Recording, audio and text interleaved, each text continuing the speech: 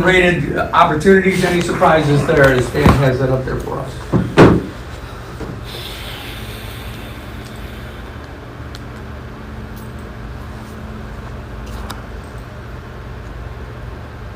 A lot of kids, I feel like there's a lot more consensus around opportunities. We're a bunch of optimists here. That's good. Other thoughts?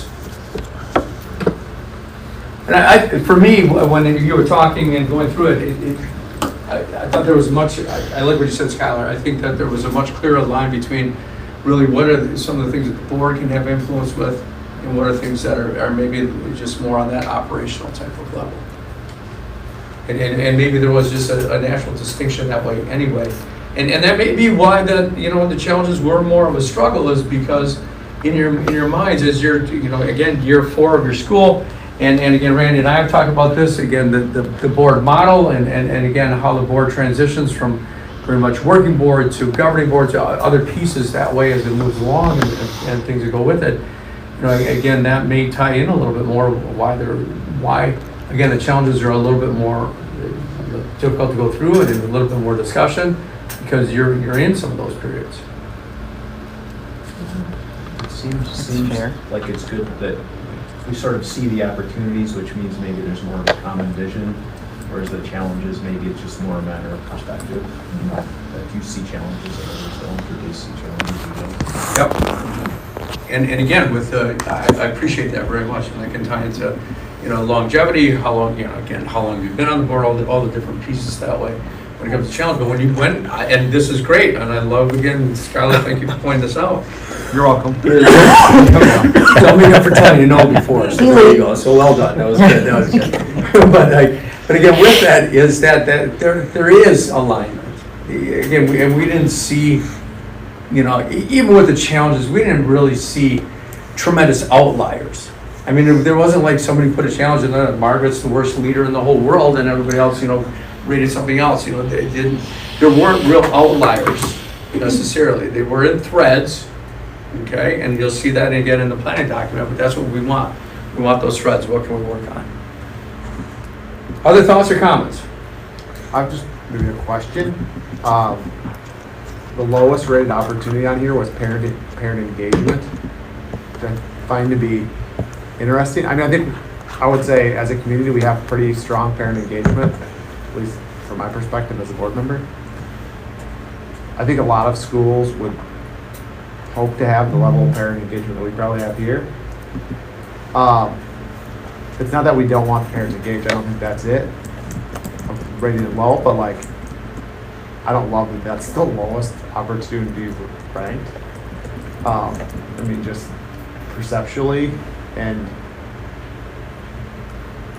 that's not a challenge, right? It's not a challenge, it's on the opportunity side. But I don't know, I mean, how do we tap into that for the greater good of the school? It's a higher concern. It's more of a challenge, I guess, in the sense that you've got these parents who want to be engaged. So, yeah. I think that when we're focusing on maybe like the higher ranked ones, then over the years that the parent piece is, you're gonna have higher outcomes, and there will, with clearer messaging, with clear vision, I guess, is what we're kind of tapping into. Then it's not that they're not important. It's just that, that piece, and this is just my opinion, the piece of the parents, the outcome of the things that are in their engagement, you'll have a positive impact, and that will rise up there. Yeah, I didn't rate it that high, so I'm part of the problem.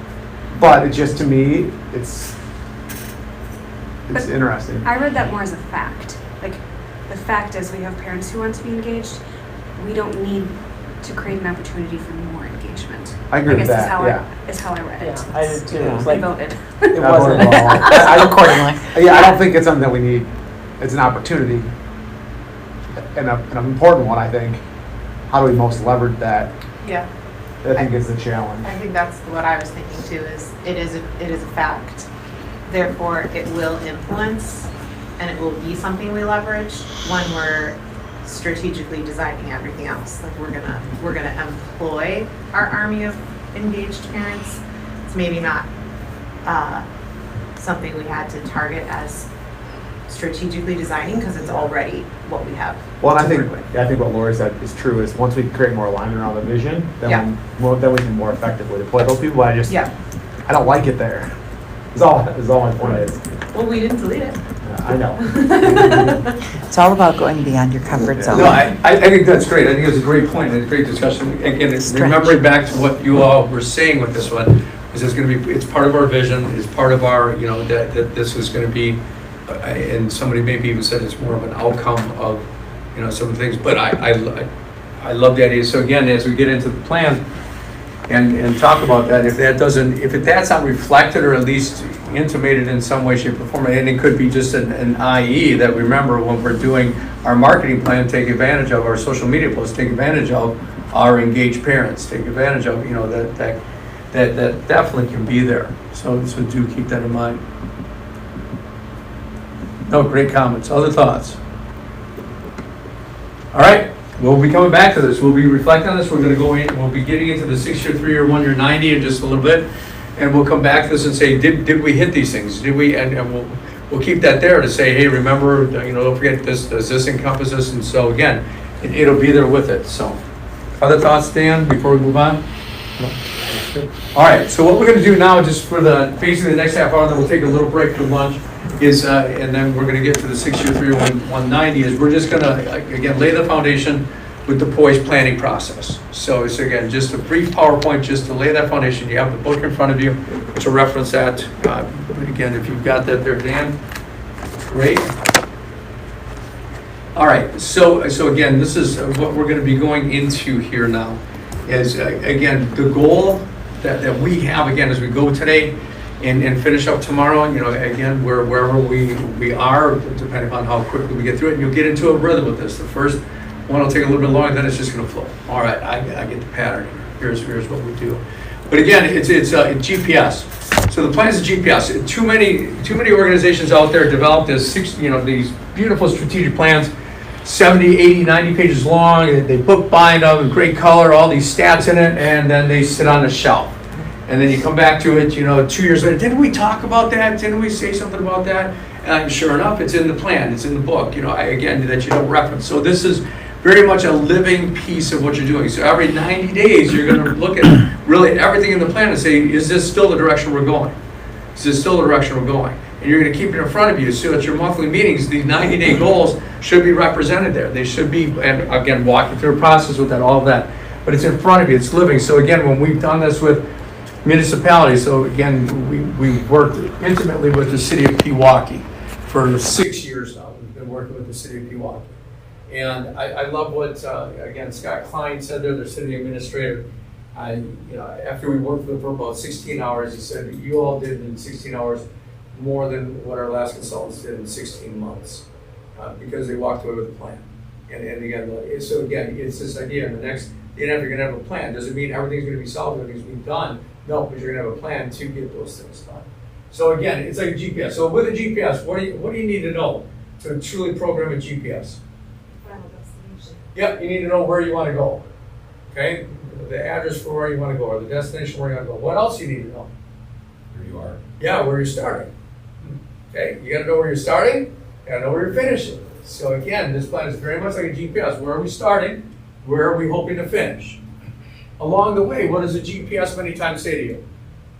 Proceed around. Alternate Yeah, proceed around. Rerouting, or make a U-turn now, or whatever it might be. Law enforcement detective. Yes. And that's what Randy's taping us. Law enforcement may be detective. So again, it's that idea. It's that idea that this is a living plan, just like with the GPS. There are going to be times where we're going to have to pivot, we're going to turn, we're going to change, we're going to do this, we're going to do that, but with the right reason behind it. Does that make sense, everyone? Okay. So again, it's our rooms are full. You want to avoid surprise. Rooms are full of cockroaches, mattresses are moldy, toilet clogged. Well, that's because you booked the all-inclusive. So you get all those things with it. So, or down here again, someone's in for a big surprise. So again, if the operational team doesn't know what the board is doing, the board doesn't know, and the peers don't know, again, it's that, this is a plan that can be put out there that way. Make sense again? Okay.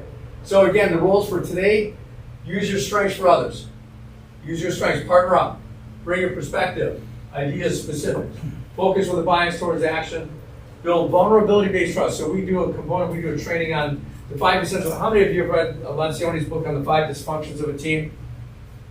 So some of you, we've turned that into the 5 essentials of a team, put it very much positive. So in order to be working well together, you have to have vulnerability-based trust, which means it's okay to admit that you need help, that you don't know everything, to have that ability.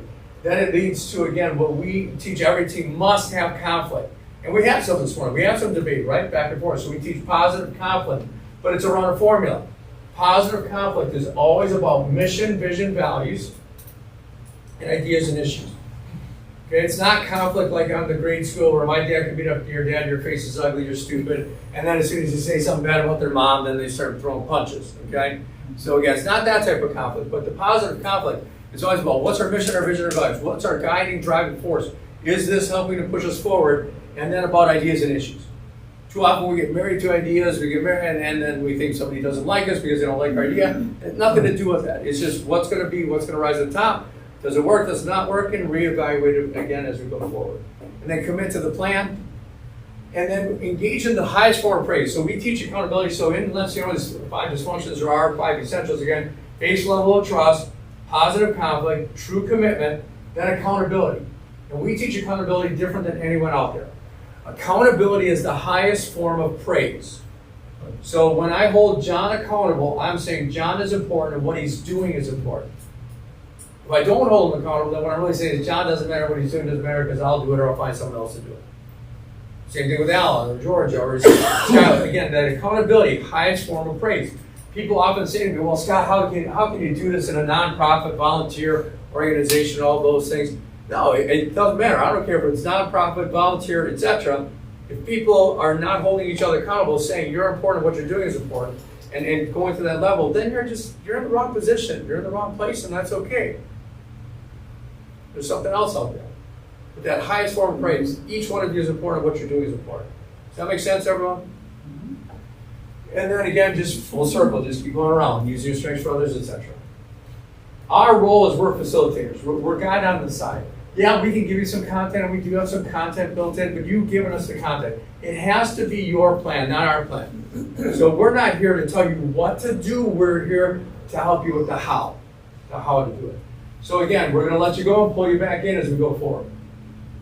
Continue to apply tools, repeat what we hear and see. Is this what we heard? Because Dan's going to be typing into the plan and all that, just like we did this morning, delete this or not delete this, etc. And again, that process. Good there, team? All right, so again, realize forward movement in your organization, key concepts and resources now. Context matters. So what does this mean? So again, that context. So if you read this, I break into people's homes and take their children and pets. Sounds pretty ominous, right? Me too. Just kidding. We found out more about Georgia today. That's great. So, okay, sounds pretty ominous. So, but context matters. So if again, you have the context of a firefighter, now it makes sense. Now it makes sense because they break into people's homes. You're having, you're taking, grab, save the children, save the pets, whatever it would be. All right. So when we add context to it, so you have to remember your context here at Lake Country. Is it Lake Country Class Club? Academy. All right. All right. We work at Lake Country Fire Department too, so I just keep wanting to say fire department all the time. So all right, Classical Academy. So again, with that, we want to keep your context. What is your context? What is your mission? What is your vision? What are your values? What are those things that drive you forward? So keep your context in place and in plain sight as we move forward with the plan. Good there? All right. So again, those driving forces, mission, vision, values. And I know you talked about mission. You said you don't have a vision. Is that correct? Did I hear that correct, or am I wrong in saying that? That's correct. Okay. So again, one of your 1-year targets, and we have a process. I'm not trying to sell us, but again, sure, I'll tell you, we work with groups on developing mission, vision, values. We have a whole nice process with it. Very quick hitting. You'll find out everything with us is we want to get it through quickly so that you can live it, feel it, breathe it, use it, rather than sitting in committee for 18 months. Okay, so our mission, vision, values process to determine what that is, it's a little bit of pre-work ahead of time and then 2 hours on site. And you walk away with your mission, your vision, your values. And then you evaluate that in 90 days and you solidify, you finalize it, basically as you go along. It should be living. So what I encourage places to do, when you establish your mission, your vision, your values, don't etch it in stone all over the place. When universities do this, it's one of my biggest pet peeves with universities. They get a mission, they put on everything, and then they change their mission 5 years later and have to spend $10 million, $20 million to redo all of the etchings that they did and new statues or whatever it would be. So don't do that. And I'm just saying your essence of your mission may not change, but some words may change, things like that to make it clear. But again, really establishing that, having that as a solid base. It may be something that you want to build into your plan to say, you know what, we need to take some time on this. Don't work on this. May not, that's fine. It's your plan. Does that make sense, everyone? So that following piece. Thoughts, comments, questions? All right. So now we're confident kind of the what, the where, the why, now the how. And the how is, again, the poised model. So you have the book in front of you. You can take a look at it. Georgia was not homework to read that ahead of time or anything that way. It's not after it. You can reference it, but the things are in there. We're going to walk you through the process that's in there, all of the different key concepts. But POISE stands for people, octane, identify, strategy, engine of profitability, and do. And with you being a nonprofit, you can change the engine of profitability to the engine of finances, resources, whatever you want to call it. But every group, profit or nonprofit, needs financial resources to move forward. So just starting with the people. So in your plan, you're going to have people components, which we already talked about today. We talked about people. And it's having the right people, the organizational model, sales delivery. Alignment and engagement and fit is a tool. It's a resource in the book. And if you look in the appendices, and again, we'll have page numbers in here too later, but just if you look in the appendices, if you want to see what I'm referencing right now, it is page 135 in the back, the appendices, alignment, engagement, fit. So alignment, engagement, fit. And this is something that you could apply to families coming in. So as you're vetting families coming in, as you're vetting new school board members, as you're vetting new teachers, faculty, staff, this is an upfront piece that says, can you be in alignment with our mission or vision values? If you're not in alignment with the place that you're serving, the board you're on, the classroom you're in, or whatever, it's never going to work. So alignment's got to be there. And then engagement. Can you fully utilize yourself? Are you going to be fully committed to this? Are you going to live the values? If you can't be fully engaged, you're in the wrong spot again. It's never going to work. The only negotiable is the fit. The fit is, can we rearrange the position description, put you in the right spot, utilize your strengths better, utilize your expertise better. That's the one negotiable. But alignment and engagement has to be there, and I will tell you, it has to be there from the top to the bottom, from your leaders all the way down to really the students in your school. Alignment, engagement, fit. So that's one of the resources that we'll reference and talk about. Again, utilizing the strengths of the board of the team, your values, capabilities, and results, so the people are on the same page. Trust and positive conflict, commitment, accountability. Leaders chosen, drive strategy. So your leader's driving. So Margaret's got to drive that strategy. The other leaders in this room driving the strategy. DBS, driving business solutions, is again another reference in the back right after alignment, engagement, fit on 137. DBS is a way to tackle issues. So the first thing you want to do is you clarify what is the real issue. So it's a process to approach issues. So again, the meeting methodology that we're going to teach you is 2/3 of your meeting should be spent on issues. When you're, and I know you probably have laws and things like that you've got to do, but I would encourage you, if you can, in any way, shape, or form. I don't know what your school board meetings are like. I haven't watched them, they haven't sent in them, but if you can rearrange them to any reporting is sent out ahead of time. I know the laws may tell you X, Y, Z. I don't know how you, but if you've got people coming into a meeting and reading reports, stop, unless you have to by law, stop. Because that is the biggest waste of time of any meeting, is because and then the meeting format that we teach gets you to issues. 2/3 of your meeting should be spent on what are our top issues, prioritize those, and work through them. Reports should be sent out ahead of time, and again, if there's a question, then you put it on the issues list and you discuss it there. You don't read them in the meeting. So again, whoever, if someone's reading finances, and I always love that in meetings, and in our financial budget, we're at XYZ and we're 29 cents over in postage. And I don't know where this is, but and I'm thinking to myself, I'll just give you the 29 cents. Just stop reading the report. You want a dashboard, you want to just do what are our top 3, 4, 5 key metrics that help us financially or even globally, enrollment, test scores, what are those key ones? Put those out there, and if there's questions on it, put it on the DBS, and that's where it gets discussed. Otherwise, you end up going down rabbit holes and everybody's sitting there for 30, 45 minutes of their life that they're never going to get back. Does that make sense, everyone? Okay, and again, you've got to do that within the parameters of the legal requirements of open meeting law, all that, but again, there are ways you can do that. So, but that goes for every meeting throughout the institution, throughout the organization. And again, you're always focused on reality. See the world the way it is, face reality, and then you can do something about it. Jack Welch quote. Cool. All right, makes sense? Questions on people? People's vital. It's, that you're in the people business. It's all about people. Impacting lives, right? That's what you want to do. All right. Characteristics of a high-performing team again. There's the 5 essentials: trust, positive conflict, leading to commitment to the mission of the team, accountability again, highest form of praise, which leads to team results. Not what I did, but what we did. Again, making sense, team? Okay. And then with the human aspect, the Yerkes-Dodson law, you may have seen this before, but again, it's bell curve, etc. But what's key with this is we want to stretch people. We want to stretch them to the optimal stress. So again, good stress is where we're not, just completely broken. We're not, working 90 hours a week on things that just debilitate us, but we're pushing and stretching to that optimal level. Stretching without breaking. Once you get past this, it's literally just all downhill in a bad way. So again, here's what happens is the premise is engagement. An environment with bad stress inhibits optimal performance. Strengths-based performance helps create that. So when you're working from your strengths, less energy, greater results. Leadership behavior critical. So you want the challenges that come in with this bad stress are people issues, lack of alignment, not doing the right things, progress not clear, strategy for the future success not clear, all of those different things impact that stress. Yes? Will you be sending this PowerPoint for us to? Sure can, yep. Yep, we will. Questions or thoughts on that? Making sense still?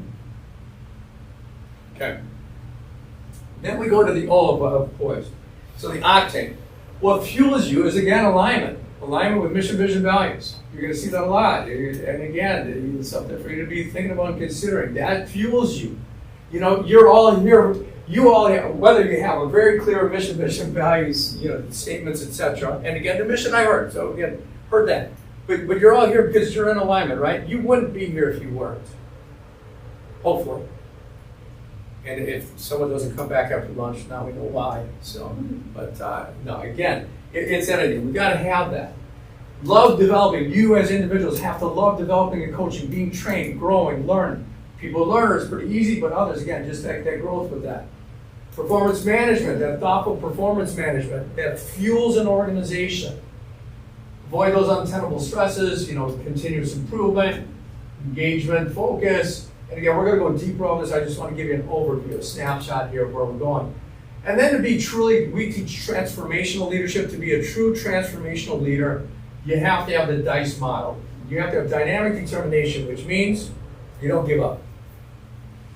Okay? You don't give up. Again, why is WD-40 called WD-40?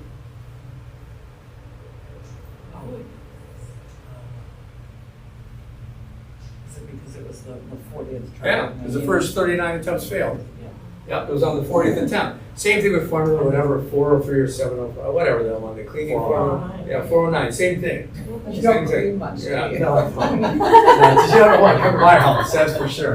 So, all right, my wife, I should say that. All right, here we go. Right, yeah. But here we go.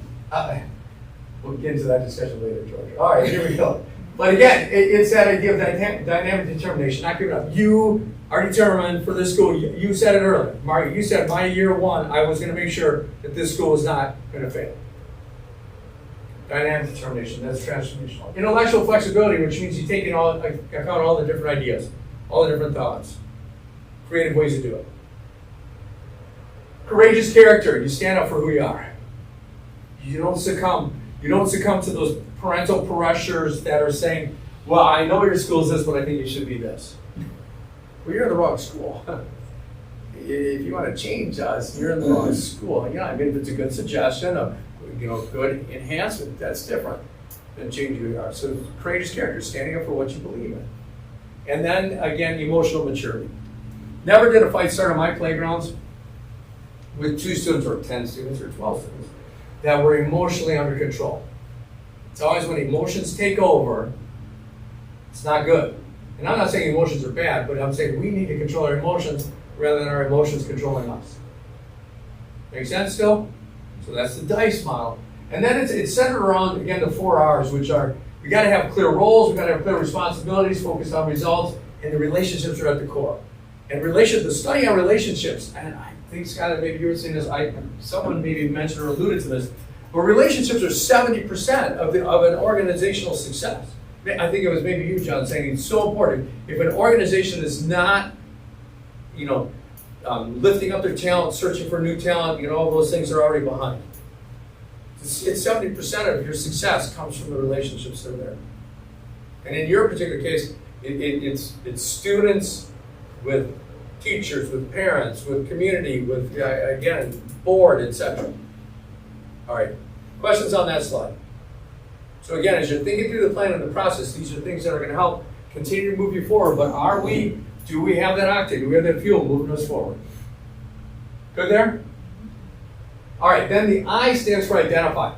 So healthy organizations, and in this process, you need to identify what are the real issues. Too often, organizations are working on symptoms, and that's where, again, your yellow comes in on your chart of problem identification strengths. People with problem identification, such as strategic, and again, Randy, if I remember right, you've got intellection. Yep, so intellection. And so again, Eric has both intellection and ideation. So he's got 2 problem identification. So again, you want to identify that real issue so that you can knock it down. Like I said, too often we work on symptoms. Again, when you talk about lack of funding, it's not the lack of funding that's the issue. That's the outcome of the issues that are leading toward it. So is that, again, we haven't tapped into the right people, we don't have the right program, we don't have, you got to get to the real issue of what is causing the lack of funding. The lack of funding is not the issue. The issue is X, Y, Z. Does that make sense, everyone?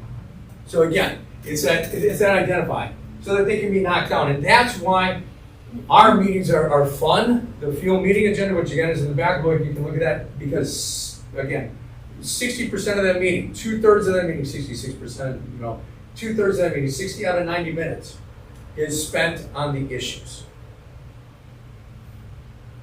Again, please do not take this as me criticizing your board meetings in any way, shape, or form. And I think your board meetings run, how long do they run? I think you said, Margaret, they're not. Depends on it, yeah, that's. Okay, maybe it was another group I was talking to, but, okay. So again, the maximum meeting that we ever espouse is 90 minutes, but if you're running our formula with the fuel meeting agenda, usually those 90-minute meetings turn into about 45 to 50 to 60. Because you just get into this rhythm. Because you're not going down the rabbit holes. And so if John's in charge of looking at properties or whatever for securing the new site, I just want John to come back and say, here's my top 3. X, Y, Z. I don't need to hear John say, yeah, on this one side I went, and they had this really neat bird, and they had a really pretty tree, and this woman named Susie came out and talked to me for an hour. I don't care. I don't care about all that. I don't care what went into him determining these is the top 3. I just want to know that he did his work, and he comes back and says, here's the top 3. I need, again, it's not that I don't care about John, but if we want to talk through that, then let's go to the bar afterwards. Let's go get a pizza afterwards. We can talk through, Susie and the pretty bird that he saw and all those things. But that's. So I just want you to know, we can't. The board, 2 of us could, but once there's 3 of us, that's a quorum, and we're not allowed to have that outside of a publicly noticed meeting. Yeah, I got you. Nope, I understand. Correct. So keep it to this. Keep it to those 2. That's it. Or just the Right. whatever it would be. That's it. That's exactly right. But again, with that, I understand those nuances of it. But the point being, really, with the essence of it is, I just want to know, John, what do you recommend? I don't need to know every step that he went through to get there. I'll move it forward. And that comes back to the trust piece, yeah, and then you too, that's it, there you go. Is that, again, making sense, team? All right. Then, thoughts, comments, questions at this point? All right, then we get to the strategy, and that's what we're going to go into now the rest of today, and as much time as needed tomorrow to get into that. But you want that win strategy. Your unique value proposition. Who are you? Build on that. It's leadership team led, so whatever you decide here is led by you all. And again, what I would be encouraging, Margaret, is whatever is developed here today is, again, something now that you take back operational. So you're gonna have this board level plan. Here's where we're seeing things board level. Then Margaret's gonna go back, what we would encourage is go back with our operations team, say we need a plan like this for operations. And here's our 6-year, 3-year, 1-year, 90 for operations, because that's gonna be different. Because some of their 6-year, 3-year, 1-year, 90 are gonna be directly tied to test results, they're gonna be directly tied towards, whatever, specific enrollment numbers. It's not that that doesn't have some influence on the board piece, but again, there's gonna be some specific goals operationally that are gonna be different, and it's like a spiral, every layer. So then not only would we encourage Margaret to have one for the entire school then, okay, this is board level for the school, but it's more board level, okay, but then for the school, that piece, and then each department, I don't know if you're broken into departments or whatever it would be, the history department, the music department, they all have their own 6-year, 3-year, 1-year, 90 that's in theirs, that again builds upwards into the overarching plan, but is it focused into their singular area. And that's what happens with organizations that are really running with this process, have those pieces in place. And again, it doesn't happen overnight. It takes time. And you start with this, and then you put it out there beyond that. Still making sense? And it's always going to be, and again, we start with 63190, and we backward it in. So again, you've got to start with where do we hope to be? To understand, all right, if we're going to be here in 6 years, then where do we need to be in 3 years? And then if we're going to be here in 3 years, where do we hope to be in 1 year? And if we're going to be here in 1 year, what do we need to get going in the next 90 days? And that's why, again, a lot of these strategic plans fail because they just hit either 1, 3, 5, or whatever. They really don't get back to that 90-day piece, and they really just don't link it. They just don't link it. So again, it's linking it together to carry you forward. Good there, team? All right, so you've got that, and then you get into, once we get that strategy, again, you have to have a key focus on the engine of profitability, which is going to be one of the segments of your plan. We already know that because in the challenges and opportunities that came up numerous times, it also came up in the long-term goals, is that engine of profitability, and you can replace profitability with just your financial resources. You got to have them. You got to have them. Trust me, my charter school up in St. Paul, we've got to have the financial resources. Otherwise, we're not running, we're not operating. So again, it's that hyper focus on cash flow. You've got a wonderful partner that walks with you, that group that we met with on Friday. I don't remember their names. Clifton Larson, okay. At the Journey School, we have our group, creative planning, something, whatever. Creative planning, they've gone through like 3 different buyouts since we've worked with them, but they're good. We've had the same person now for the last 3 years, which is great. Travis, he's terrific. But again, with that, you've got to have all this in place. How are you tracking this? How are you keeping this in front of you? How are you going with that? And again, this is where you develop your dashboard. Your dashboard for your meetings is going to be the 3 to 6 maybe key metrics that cover what you do, which might be enrollment. Okay, it might be cash, cash flow. Again, whatever those 3 to 6, so that you're not having to read through. No offense, Lori, not having to read through every line item in the budget, to say where are we at, where. And again, if anyone really enjoys that, great. Do it with one board member at the with pizza or something. That's great. So all right, good there, team. Then the D. That's the rhythm, the do. How do we keep this going? So again, today is not a one and done. Today is not, you develop this, put it on a shelf. Today is the step 1. Then you have, now the board meets monthly, is that correct, monthly? So at the monthly meetings, we're gonna, does the state of Wisconsin dictate your agenda? No. Oh, well, great. Then we're gonna encourage you. That's terrific. Then we're gonna encourage you to use our fuel meeting agenda. It's gonna get you into 90-minute meetings at the most. It's gonna keep you hyper-focused, and you're gonna build into there your 90-day goals. You're gonna talk in the meeting, say, you know, John, you're on target or off target with that. If he's on target, there's no discussion. Don't wanna hear anything else. It's just on target. If it's off target, we put it on the DBS, and that's where we can discuss it to help him get it back on target. So again, it's right there in front of you, so that by the end of 90 days, it's done. So again, it's this whole rhythm with it. So those fuel meetings, quarterly meetings, your annual meeting to reset the plan. Where are we at? You know, 1 year, you're hopefully accomplishing. But every 90 days, you're gonna set the next 90-day goal. Does that make sense so far? And then after the third 90-day goal, guess what?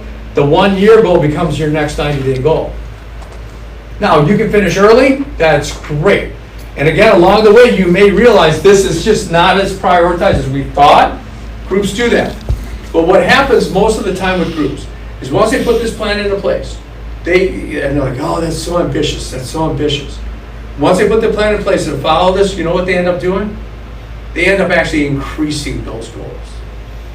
Because they're actually working to get those things done. And they're just seeing it. So many groups with which we work just say, you know, Scott, if we didn't have this plan, we'd have never done these things. You can run an amazing school, have a great school, a good to great school, without having any plan, so to say. Because you know what you need to do every year, right? You know what you need to do to get 8th graders into 9th grade, 9th graders into 10th grade, and you can keep doing that. But these are the things that take you from that good to great. And I'm using Jim Collins. Thoughts or comments there? All right. GPS, gotta know where we start, know where we're going, and that's what we're gonna get into next today. Good there, team? Great. All right, so let's take, are we 29 minutes for lunch till 12:30? Discipline is a strength, so I'm very time-oriented that way. But just take 29, 30 minutes so you can return. Those of you that achiever, get your emails returned, check it off the list, grab your